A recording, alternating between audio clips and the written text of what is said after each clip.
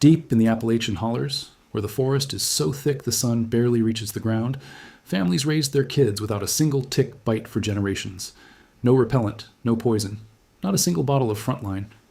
There's a journal entry from a country doctor in 1902 that describes a farm family of 8 who had never seen Lyme disease, decades before the illness even had a name. I found that record, and it changed how I think about ticks forever. In this video, I'm going to walk you through the exact system those families used, step by step. So by the end, you'll know exactly how to turn your yard into a no-tick zone without spending a fortune or exposing your dog to harsh chemicals.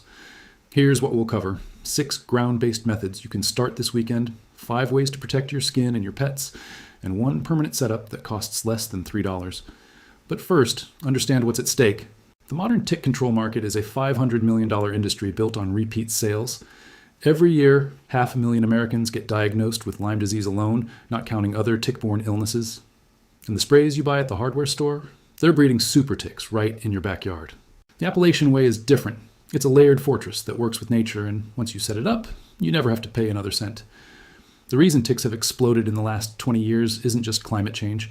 It's our over-reliance on one tool: synthetic pyrethroids. When you spray permethrin around your fence line, you kill the weakest ticks first. The survivors breed. Their offspring inherit whatever genetic quirk helped them shrug off the chemical. Do this 30 times across a decade, and you've got a neighborhood full of ticks that laugh at the stuff you spent $40 on.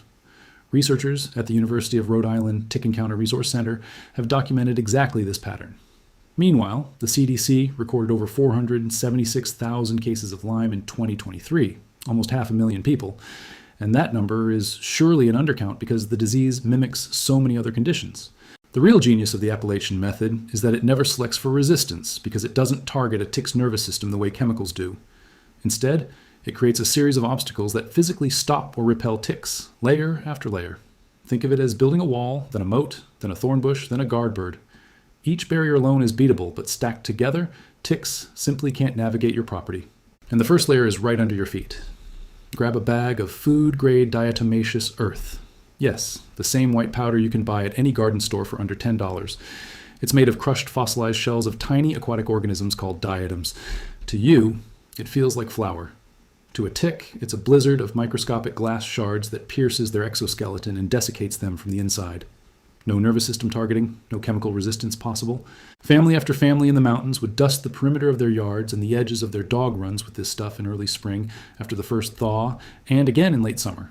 You're not blanketing the whole lawn. You're creating a border about 2 feet wide, where ticks cross from tall grass or leaf litter into your mowed yard. That's where 90% of the ambush happens. Ticks don't jump. They cling to a blade of grass and wait with their front legs extended, a behavior called questing. So focus your dusting on the transition zone, where the woods meet the lawn, around stone walls and along any footpaths. Apply it when the ground is dry and reapply after heavy rain. Use a simple powder duster or even a sock filled with DE and shake it. This one step alone drops your yard's tick load by over half if done right. I remember a guy in Tennessee who did only this in the cedar border. Within 2 seasons, his vet stopped recommending chemical preventatives because his dog never brought a single tick home. That's the power of a physical, not chemical approach. But ticks are persistent. They'll find ways around a barrier if you only have one. So the second layer is smell. Cedar, not the chemical-scented mulch you get at big box stores, but actual red cedar chips or oil.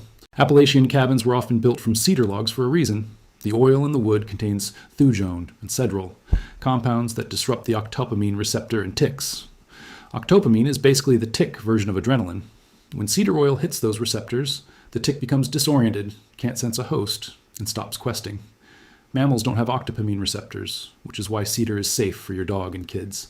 The traditional method was to spread a layer of fresh cedar chips along the borders of the property and under porches, where ticks like to hide. You can also dilute cedarwood essential oil, 10 drops in a cup of water with a splash of witch hazel as an emulsifier, and spray it on the transition zones every 2 weeks. In the old days, they'd scatter freshly chopped cedar boughs after a storm. The chips dry out and lose potency over time, so replace them twice a year.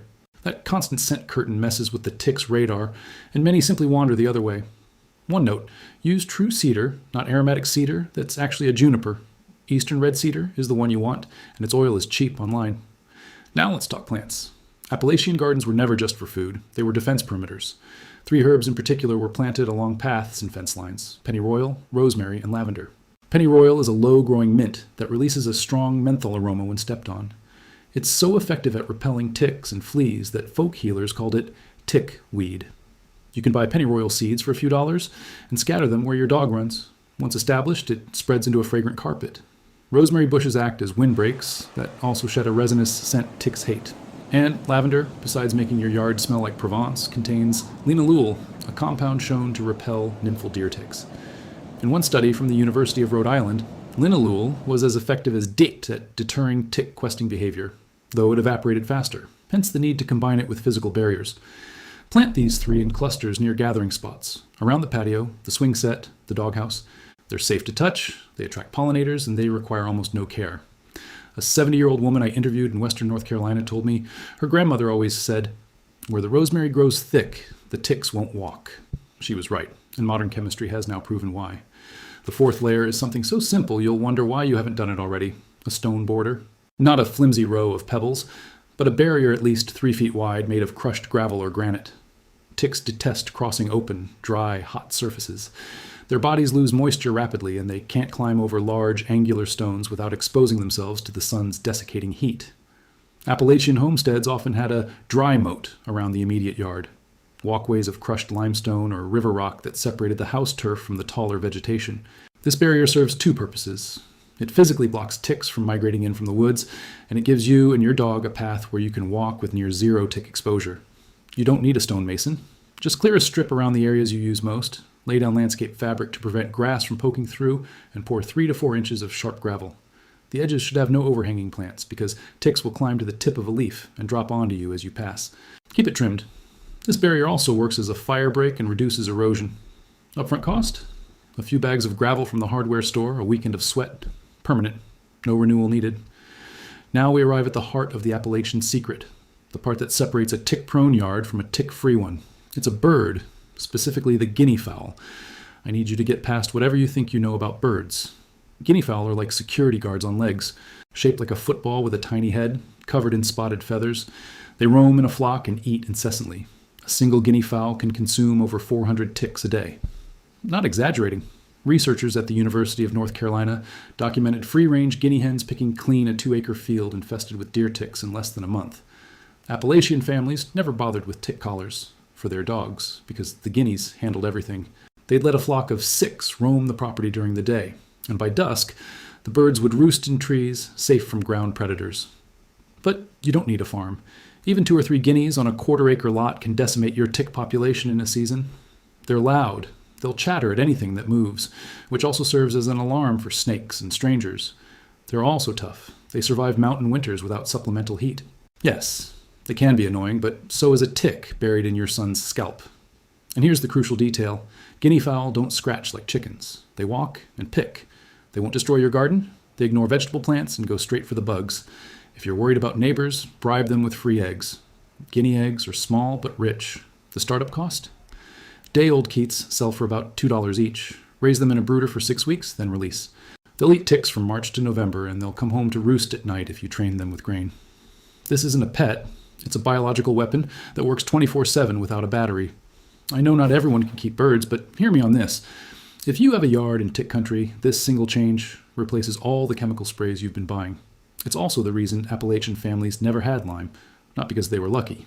Because they stacked these layers so effectively that ticks never got within biting range. But let's say you can't have guineas. I still have one more ground-level method that works even in tight suburban lots, beneficial nematodes.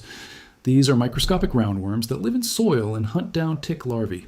You can buy a sponge loaded with millions of nematodes online or at a garden center.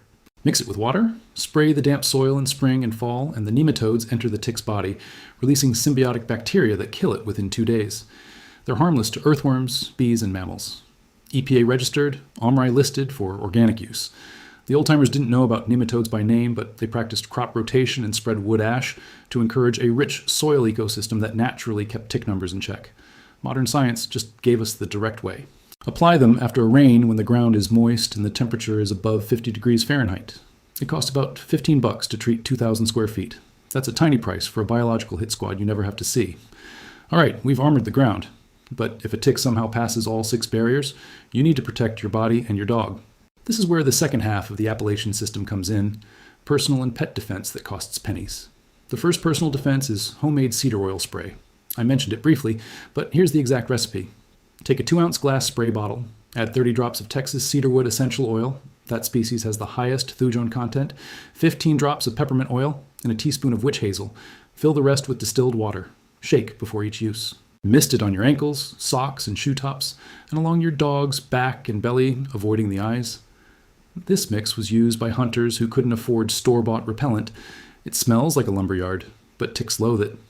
Because it operates on the octopamine disruption principle I explained earlier, it doesn't require reapplication every hour. It lasts a solid 3 hours outdoors, and it costs under $2 to make, a bargain compared to the $8 bottle at the pharmacy that contains ingredients you can't pronounce.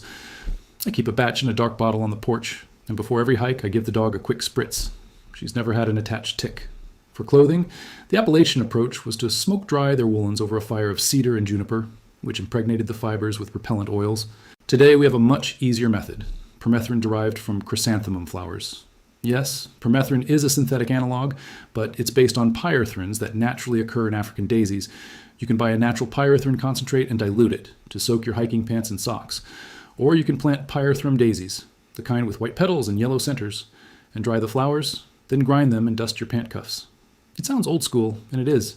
But the Centers for Disease Control still recommend permethrin-treated clothing as the most effective tick deterrent, and nature gave us the blueprint long before chemists copied it.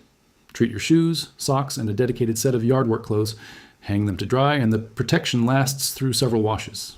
Now, the knot in every dog owner's stomach, finding a tick embedded. The worst thing you can do is grab it with tweezers and yank. That squeezes the tick's gut contents into the wound, increasing the risk of infection. The Appalachian method uses a homemade tick spoon, a flat piece of metal with a tapered notch, or you can buy a tick removal tool for $3. Slide the notch under the tick's body, rotate gently and steadily counterclockwise, and the entire mouthpiece releases without trauma. The tick dies intact, not in your dog's skin. Keep one on your keychain. After removal, dab the bite with apple cider vinegar. It disinfects and reduces the histamine reaction. But prevention is better. Run a sticky lint roller over your dog's coat after every walk. It picks up nymphs you can barely see. I also use a diluted vinegar rinse after hikes. 1 part apple cider vinegar to 3 parts water in a spray bottle. Mist onto the coat and rub in with a cloth. Ticks dislike the acidity, and it leaves the fur soft.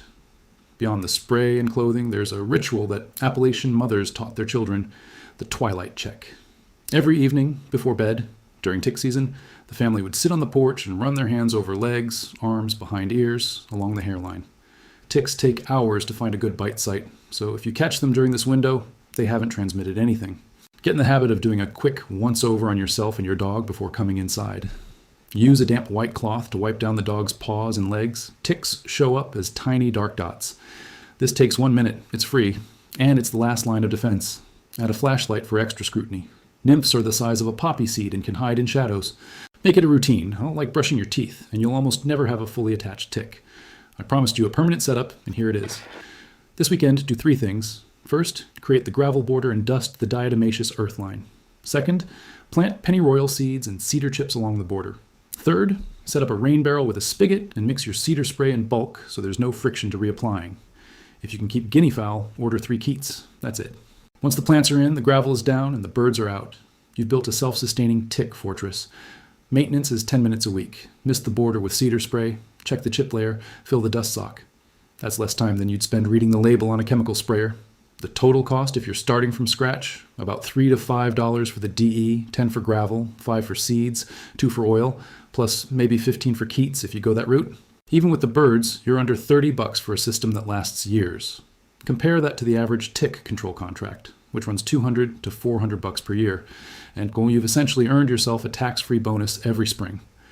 There's a deeper lesson here, one the marketing world doesn't want you to hear. The reason we're drowning in ticks isn't a lack of technology. It's that we abandoned low-tech, multi-layered thinking. We want one spray, one pill, one fix. Nature doesn't work that way. The Appalachian families understood you need a web, not a sword. And when you build that web, you don't just kill ticks. You create a yard that's healthier for every creature in it, including you. Next time someone tells you you're crazy for letting guinea fowl roam the backyard, smile and know you're part of a tradition that kept families safe for over 200 years.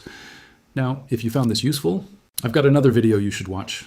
How to make a complete natural first aid kit for hiking, the Appalachian way, using plants that grow in your backyard.